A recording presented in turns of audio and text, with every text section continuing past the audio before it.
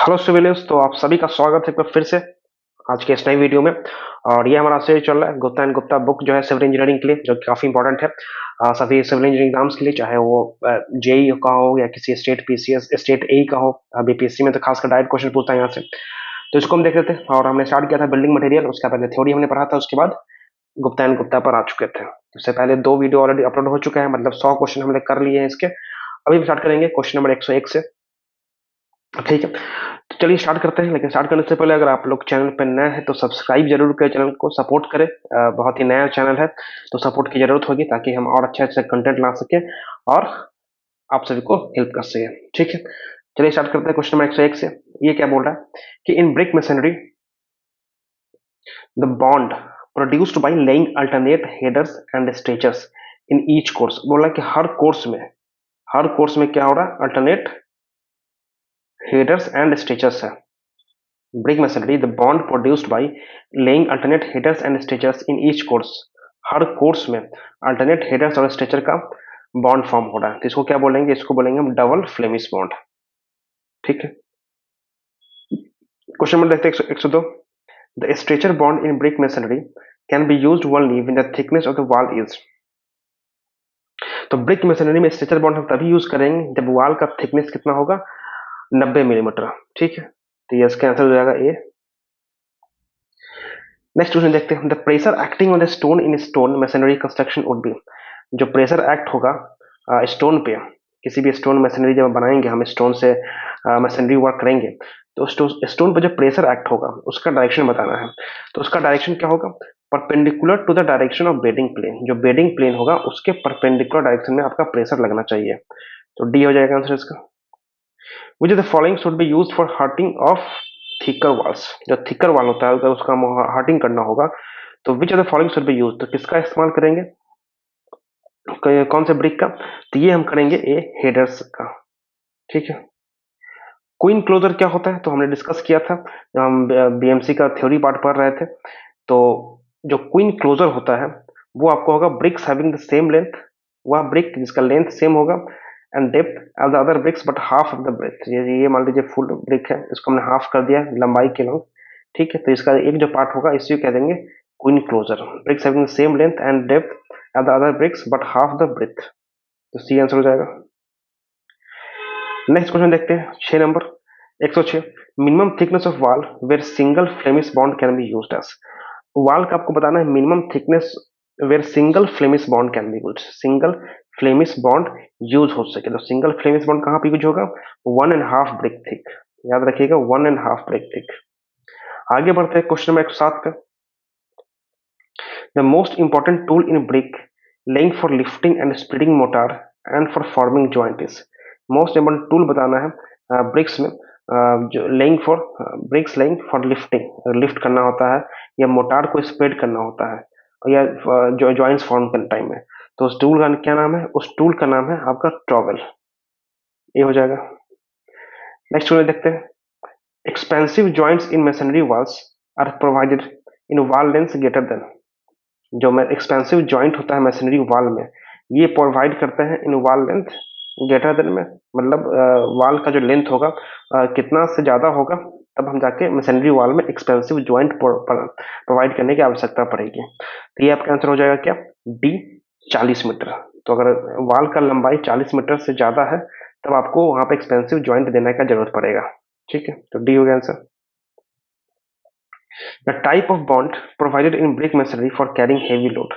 Type of bond provided in brick machinery. Brick machinery में कौन सा बॉन्ड प्रोवाइड करेंगे, अगर ब्रिक में क्या होता है हेवी लोड एक्ट हो रहा होगा, तो अगर हेवी लोड वाला मामला है तो यहाँ पे इंग्लिश बॉन्ड प्रोवाइड करेंगे। तो हम पढ़ चुके हैं ऑलरेडी थ्योरी में कि इंग्लिश बॉन्ड ज्यादा स्ट्रेंथ प्रोवाइड करता है, वही फ्लेमिश बॉन्ड जो है स्ट्रेंथ कम होता है लेकिन दिखने में अच्छा लगता है। यहाँ पे स्ट्रेंथ की बात है तो ये आपका इंग्लिश बॉन्ड हो जाएगा। ठीक है, a mortar joint in masonry, mortar joint in masonry which is normal to the face of wall is known as. वह mortar joint in masonry which is normal to the face of wall is known as. ठीक है, आपको जो wall का face होगा उसके normal normal direction में जो मोटार जॉइंट होगा उसे हम क्या कहेंगे, उसे कहेंगे क्रॉस जॉइंट। ठीक, आगे बढ़ते हैं question number 11। The slenderness ratio for masonry walls should not be more than. जो स्लेंडरनेस रेशियो होगा फॉर मेसनरी वॉल वो should not be more than, वो किससे ज़्यादा नहीं होगा, तो ये आपका होना चाहिए बी, 20 से। तो मेसनरी वॉल का जो स्लेंडरनेस रेशियो होगा lambda equal to L upon R minimum होता है, ठीक है, ये पता होगा आप सभी को, ये 20 से ज़्यादा नहीं होना चाहिए, तो इसका आंसर हो जाएगा B. The proportions of lime and sand in the mortar normally use in brick construction, brick construction में क्या रेशियो होना चाहिए लाइम और सैंड का, जब मोटार फॉर्म करेंगे तो उस केस में, ब्रिक कंस्ट्रक्शन केस में जो लाइम और सैंड का प्रोपोर्शन होगा वो आपका होगा 1:2, क्या होगा 1:2 का प्रोपोर्शन होगा लाइम और सैंड में। आगे बढ़ते हैं, number of vertical joints in A stretcher course, stretcher course में जो नंबर ऑफ आपका number of vertical joints in stretcher is act times the number of joints in the header course. तो पूछ रहा है हेडर कोर्स के comparison में मतलब कितना टाइम्स होगा आपका स्ट्रेचर में जॉइंट्स का नंबर, नंबर पूछ रहा है तो स्ट्रेचर में हाफ हो जाएगा, ठीक है, क्योंकि जो स्ट्रेचर होता है वो छोटा साइड होता है, हेडर लंबा साइड होता है, बड़ा साइड होता है, तो जाहिर सी बात है तो जॉइंट भी क्या होगा उसका आधा हो जाएगा, ठीक है। As compare to stretcher course thickness of joints in header course should be, stretcher course के कंपेरिजन में बात करें तो हेडर कोर्स का जो जॉइंट का थिकनेस होगा शुड बी, उसका जो थिकनेस क्या होना चाहिए आपको बताना है, ज्यादा कम क्या होना चाहिए, तो लेस होना चाहिए, याद रखिएगा स्ट्रेचर कोर्स के कंपेरिजन में जो हेडर कोर्स का थिकनेस होगा वो कम होगा, ठीक है। As compare to English bond double Flemish bond, अगर हम बात करें इंग्लिश बॉन्ड के कंपेरिजन में जो डबल फ्लेमिश बॉन्ड होता है वो क्या होगा आपको क्या बताना है, क्या स्ट्रॉन्गर होगा, तो बिल्कुल नहीं, मोर कॉम्पैक्ट होगा नहीं, कॉस्टली नहीं होगा, नन ऑफ द अबव, ये एक्चुअली वीकर होता है, ठीक है।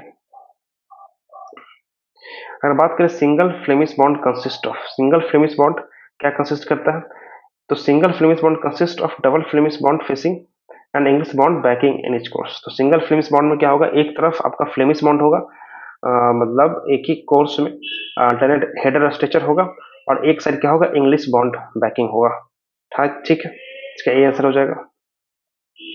The differential settlement in case of foundations on Sandy soil should not be exceed, Sandy soil में अगर बात करें सैंडी सॉइल पे अगर बात करें डिफरेंशियल सेटलमेंट, अगर सैंडी सॉइल पे फाउंडेशन है तो उसमें डिफरेंशियल सेटलमेंट कितना होना चाहिए, मतलब मैक्सिमम लिमिट क्या है, तो ये आपका हो जाएगा 25 मिलीमीटर, कितना 25 मिलीमीटर, ठीक है, ये हो गया। In case of foundations on black cotton soil, अगर ब्लैक कॉटन सॉइल पे फाउंडेशन है, the most suitable method to increase the bearing capacity of soil, soil का अगर हमें बियरिंग कैपेसिटी बढ़ाना होगा, ठीक है, कहाँ पे है ब्लैक कॉटन सॉइल पे बना रहा है, तो बियरिंग कैपेसिटी कैसे बढ़ाएंगे ब्लैक कॉटन सॉइल में, ये बढ़ाएंगे हम रिप्लेस द जो पुअर सॉइल है उसको रिप्लेस करके, ठीक है, तो ब्लैक कॉटन सॉइल तो उसको रिप्लेस ही करना पड़ेगा, कोई दूसरा उपाय नहीं होता है, ठीक है। अगर बात करें the type of footing which is use to transmit heavy loads through steel columns, वह टाइप आपको लोडिंग फुटिंग का टाइप बताना है जिसका इस्तेमाल किया जाता है to transmit heavy loads, heavy load अगर ट्रांसमिट करना पड़ेगा स्टील कॉलम के थ्रू तो कौन सा फुटिंग इस्तेमाल करेंगे, तो ये हम करेंगे ग्रिलेज फाउंडेशन, ग्रिलाज फाउंडेशन, तो आंसर हो जाएगा बी। चलिए आगे बढ़ते हैं, the maximum total settlement for isolated foundations on clay soil should be limited to, जो maximum total settlement for isolated foundations on clay soil should be limited to, ठीक है, तो आपको बताना है क्या मैक्सिमम टोटल सेटलमेंट कहाँ पे, किसके लिए, कौन सा फाउंडेशन के लिए, आइसोलेटेड है, ठीक है, तो आइसोलेटेड फाउंडेशन के लिए सॉइल कौन सा है, क्ले सॉइल है, तो क्ले सॉइल पे अगर आइसोलेटेड फाउंडेशन है तो हमें मैक्सिमम टोटल सेटलमेंट कितना आएगा ये हम सब पढ़ेंगे डिटेल में, सॉइल में जब पढ़ेंगे तब, शुड बी लिमिटेड टू, ये होना चाहिए आपको सी 65 मिलीमीटर, तो 65 mm से ज्यादा नहीं होना चाहिए, ठीक है। A type of pile which is driven at an inclination to resist inclined forces is known as, type of pile बताना है which is driven at an inclination, उसको इंक्लाइन करके डालते हैं to resist inclined forces, inclined forces है तो उसको resist करने के लिए एक inclined पाइल हम इंसर्ट करते हैं, ड्राइव करते हैं, उसे कौन सा पाइल बोलेंगे, तो उसे हम बोलेंगे बैटर पाइल, ठीक है, तो सी आंसर हो गया। The minimum depth of foundation in clay soil, the minimum depth of foundation in clay soil, clay soil में क्या होगा minimum depth of foundation clay soil में, तो उस केस में कम से कम आपको जो 0.9 मीटर तो डालना ही पड़ेगा, क्ले सॉइल में जो मिनिमम डेप्थ ऑफ फाउंडेशन आएगा वो क्या आएगा 0.9 मीटर, ठीक है। The maximum total settlement for raft foundation clay soil should be limited to, अगर क्ले सॉइल है, वहां पे राफ्ट फाउंडेशन है, क्ले सॉइल है और राफ्ट फाउंडेशन है, तो मैक्सिमम टोटल सेटलमेंट कितना लिमिटेड होना चाहिए, मतलब मैक्सिमम कितना होना चाहिए, तो ये आपका हो जाएगा डी 65 to 100 मिलीमीटर। तो 65 से 100 मिलीमीटर मैक्सिमम टोटल सेटलमेंट होना चाहिए राफ्ट फाउंडेशन के केस में, क्ले सॉइल के केस में। क्लियर है? आगे बढ़ते हैं question number 124। The bearing capacity of water logged soil can be improved by. जो बियरिंग कैपेसिटी होगा of a water logged soil, एक सॉइल है जिसमें पानी लगा हुआ है, उसको उसमें पानी उसका बियरिंग कैपेसिटी को इम्प्रूव करना है, तो कैसे इम्प्रूव करेंगे हम सॉइल को ड्रेनेज कर देंगे। ठीक है, तो ड्रेनिंग द सॉइल हो जाएगा। ठीक है, आगे बढ़ते हैं 125 क्वेश्चन नंबर की तरफ। The type of flooring suitable for use in churches, theatres, public libraries and other places where noiseless floor covering is desire. जहाँ पे नॉइजलेस हमको फ्लोर कवरिंग चाहिए, मतलब हल्ला जो है ना हो जाता वहां पे, जैसे कि चर्चेज वगैरह में हो गया, थिएटर, पब्लिक लाइब्रेरीज।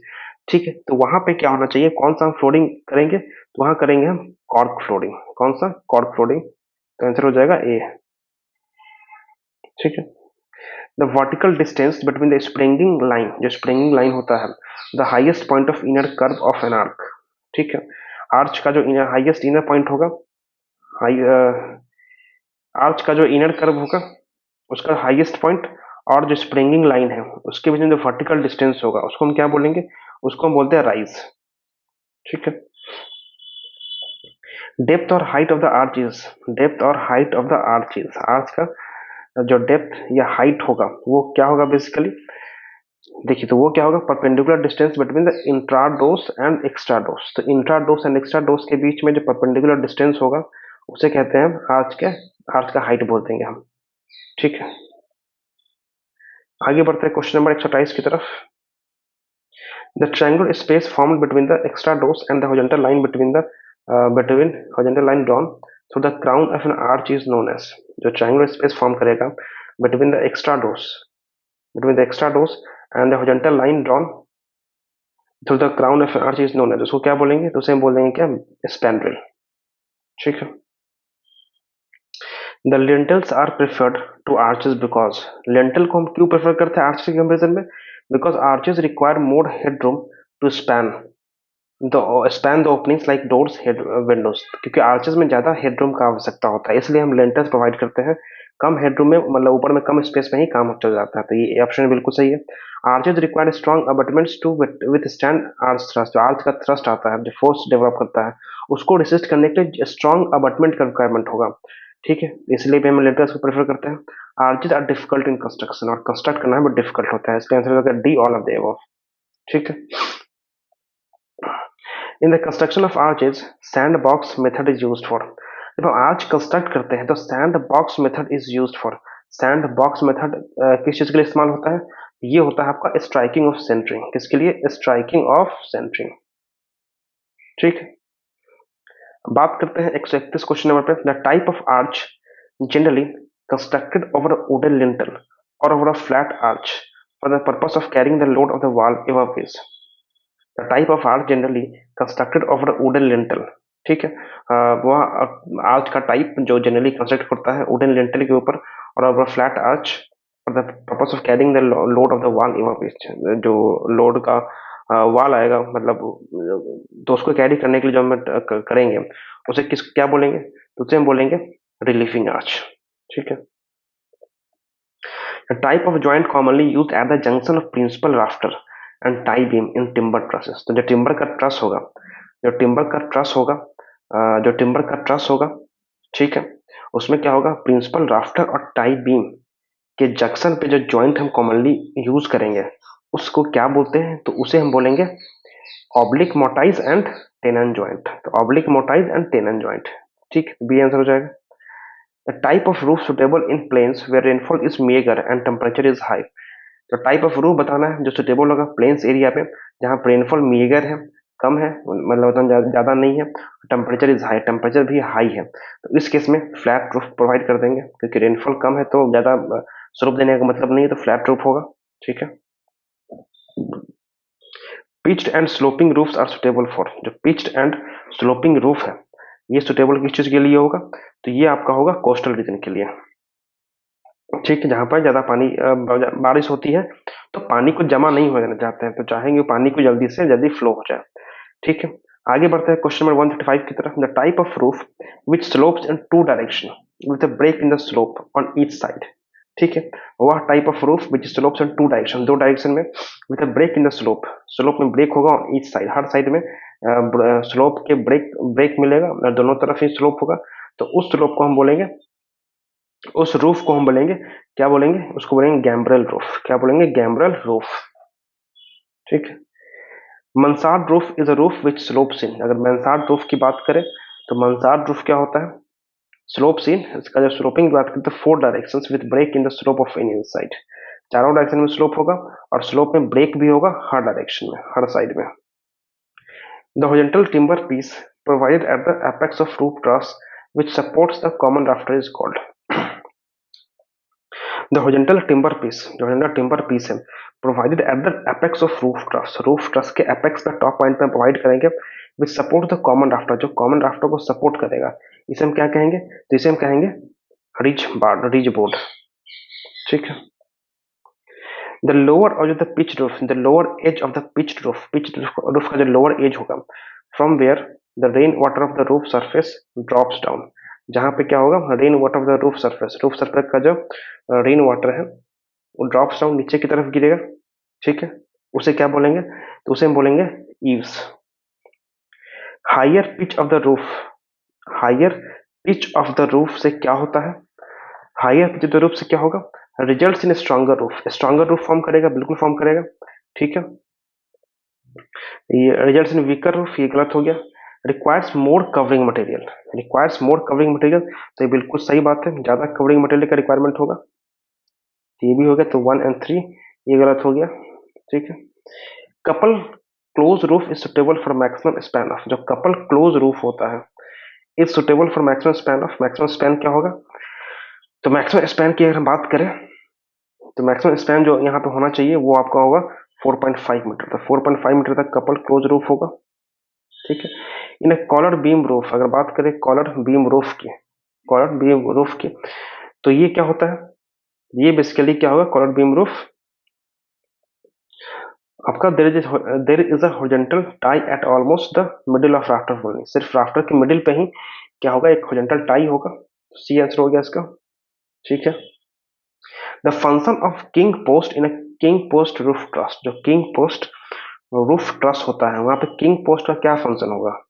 तो इसका फंक्शन क्या है कि to prevent the tie beam from sagging at the centre, तो सेंटर पे क्या हो, यहाँ पे सैग न कर जाए, उसको प्रिवेंट करने के लिए बीचों बीच हम टाई बीम प्रोवाइड कर देते हैं।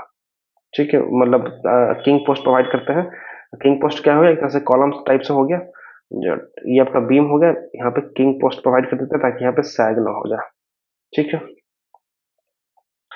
The function of cleats, the function of cleats in a roof truss में जो क्लीट्स का फंक्शन होगा, रूफ ट्रस में क्लीट्स क्या फंक्शन है? तो यहाँ पे इसका फंक्शन है to prevent the purlins from tilting, ये क्या करेगा? पर्लिन्स को प्रिवेंट करेगा टिल्ट करने से।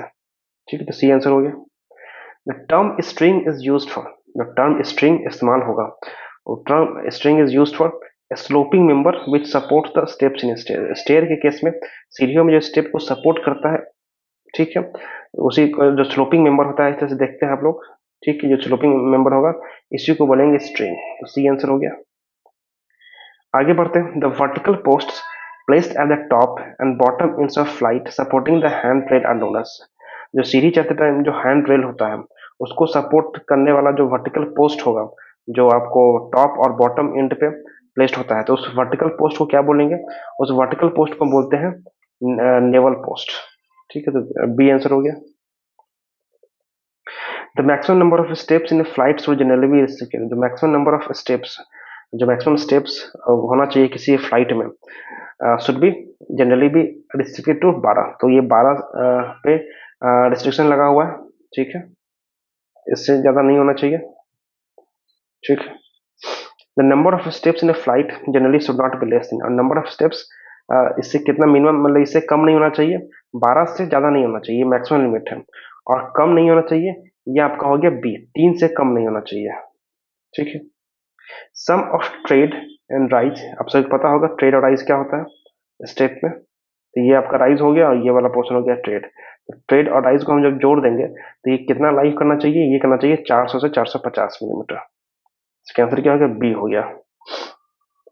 ठीक है, minimum width of landing should be, landing का जो मिनिमम विड्थ होगा ये equal to width of stairs, जो स्टेयर्स का विड्थ होगा कम से कम इतना तो लैंडिंग का विड्थ होना ही चाहिए। इसका आंसर हो जाएगा ए। ठीक है,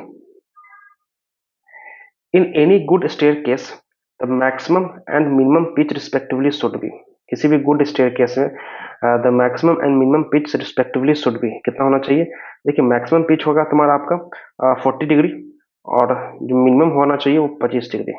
तो 40 डिग्री से 25 डिग्री किसी भी गुड स्टेयरकेस में ये होना चाहिए। ठीक है, ठीक है, तो यहाँ पे आपका 150 क्वेश्चन खत्म होता है। तो इस वीडियो में फिर इतना ही रखते हैं, फिर नेक्स्ट वीडियो में आगे क्वेश्चन देखेंगे। सब्सक्राइब करें चैनल को, वीडियो को लाइक करें। मिलते हैं नेक्स्ट वीडियो में। Thanks for watching, thank you very much.